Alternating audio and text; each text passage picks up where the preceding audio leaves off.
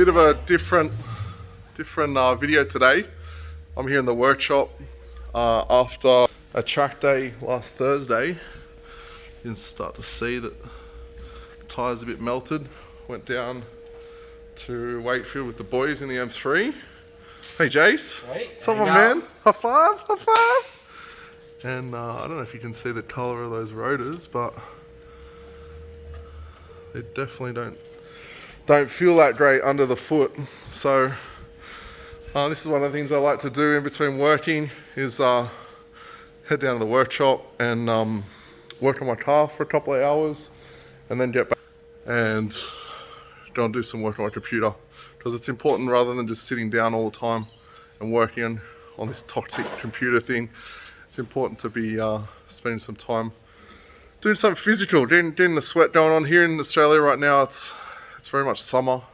You can see by the sweat beads on my forehead.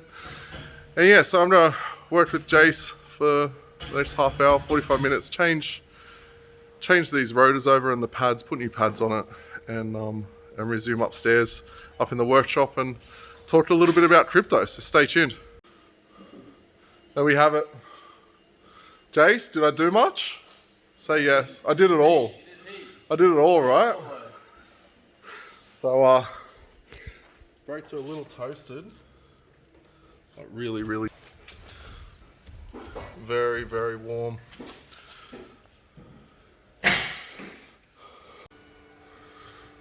Alright, so as you just saw, mate of mine's car here, is E46 non-turbo, getting a turbo kit.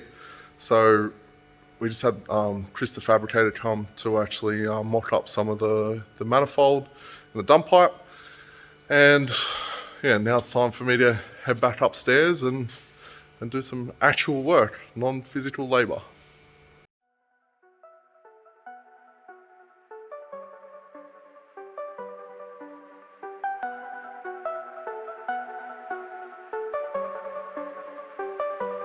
Last century.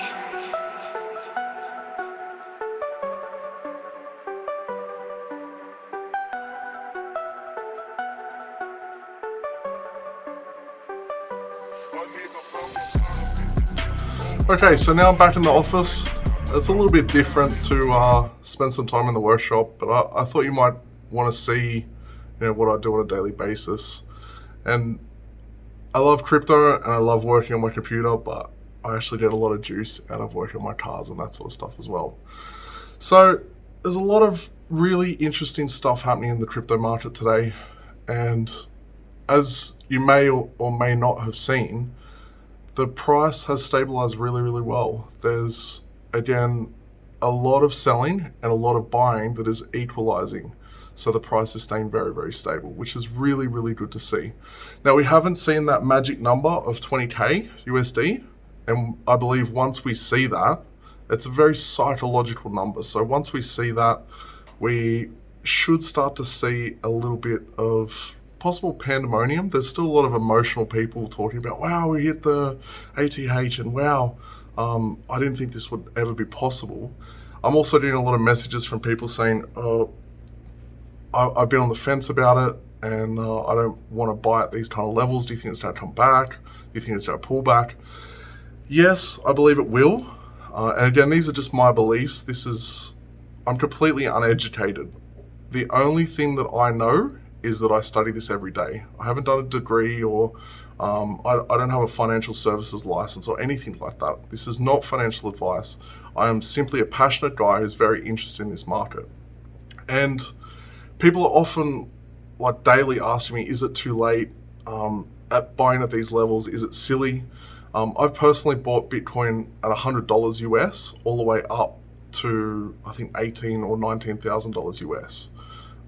Because I believe I'm zoomed way out. I'm looking at this from the next 3, 4, 5, even 10 years, and that this technology, this market is going to be here for that long. So I read a really, really interesting article today. Also, to answer your question, yes, if you have risk capital, buying now is good, but do dollar cost averaging. Pardon me, spend some money on like a small amount of your risk capital to buy now, and then buy when it drops, buy when it goes up, and that that's called dollar cost averaging, and therefore you will dollar cost average your price, and therefore it won't be one big lump sum. Now, is it going to go further up? Absolutely. I believe once we hit the 20,000 mark, I believe it's going to go to 23, possibly even 25,000, and then we're going to see a 30 to 40% drop.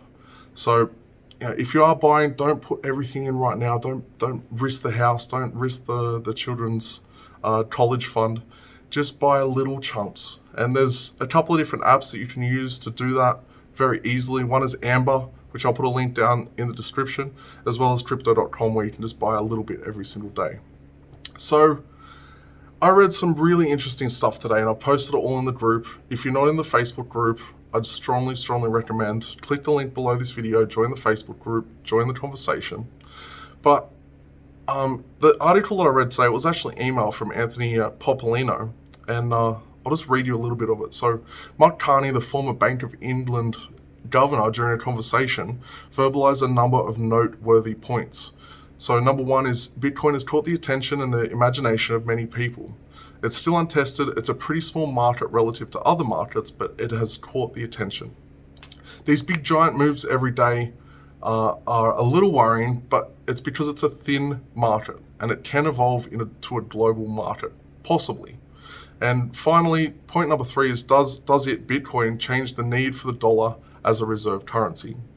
So that doesn't necessarily mean or reveal any short-term plans for his company BlackRock to begin investing in Bitcoin, but they do show that the leader of the organization has been educating himself and doing the work necessary to have an opinion.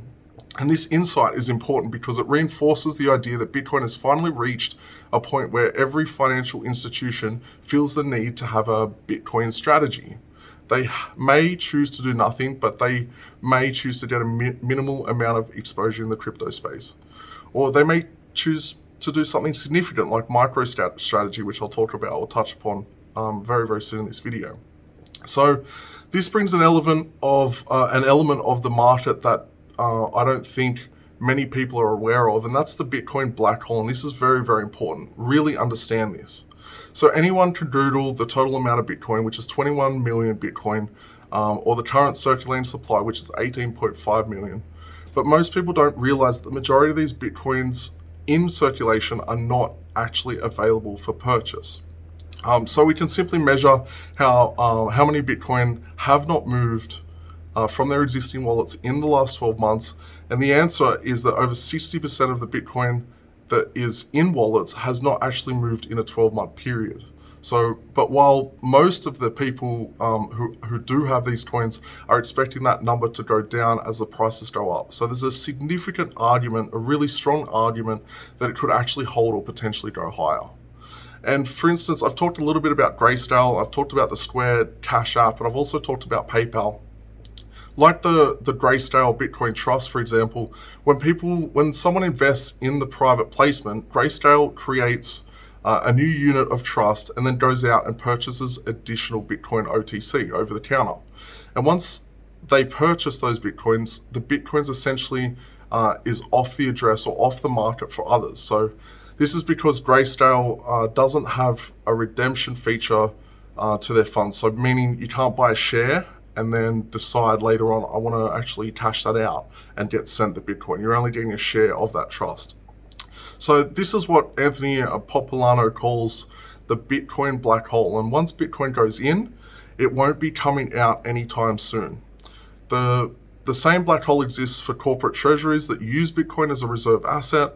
So for instance, MicroStrategy, they bought $425 million in Bitcoin for the purpose of keeping it in their treasury, and Square has also purchased 50 million, and both of these companies are going to hold onto that Bitcoin for the long term, which is essentially taking this percentage of digital currency off the addressable circulating supply. Now, the very interesting thing about this is, I don't have the chart in front of me, but if you look at MicroStrategy's stock price, after they bought BTC, their stock price either doubled or tripled in a very short amount of time, because it gave people the opportunity to get exposure to Bitcoin by buying their stock. And this is something that I'm guessing a lot of different other organizations will start to do because they're looking to increase their stock value. And it's a way for the everyday retail investor as well as institutional investor to be able to get exposure without having to buy or hold Bitcoin, which can be somewhat scary if you don't know what you're doing. So the Bitcoin black hole is only going to get bigger over time. And once Bitcoin goes in, it won't be coming out anytime soon. So many of these new entrants into the market, and there's also a link that I'll put below, which is all the public and private companies, their treasuries, how much they're holding BTC themselves, which is a staggering amount. So the cool thing about this and all these new entrants coming into the market is that such a large asset managers or corporate treasuries will not only be buying Bitcoin in great size, but they'll also be holding onto it for long periods of time. If you go back to the current circulating supply, this means that the true addressable circulating supply is not 18.5 million Bitcoin, but rather something closer to 6.5 million. And when you think about it this way, it's easy to become bullish on the imbalance between increasing demand and scarcity in the addressable circulating supply. So that's the game right now. And that's where and why I'm getting very excited. So there's approximately 6.5 million Bitcoin available to the highest bidder. If you don't think that people will be paying more than $20,000 USD per BTC in the coming year, then you have not been paying attention. This is going to be very fun to watch, and you can thank the Bitcoin black hole for helping it to happen. So this has been a bit of a different video. I hope you've enjoyed, seeing a little bit of my vlog or vlog style, seeing a little bit about my daily life and some of the things I do. Like I said earlier in the video, I've got a workshop downstairs above my office where I work on my cars, and customers' cars come in and they can work on theirs as well.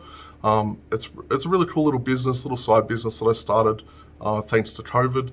I saw an opportunity and I started it, and it's been going very well. So again, as always, if you've enjoyed this video, if you've got value from this video, or you'd like to see specific things or ask me specific questions that I can answer in future videos, please comment below. Please leave a like and subscribe to the channel. And yeah, that's pretty much it from me. I will see you tomorrow in another video.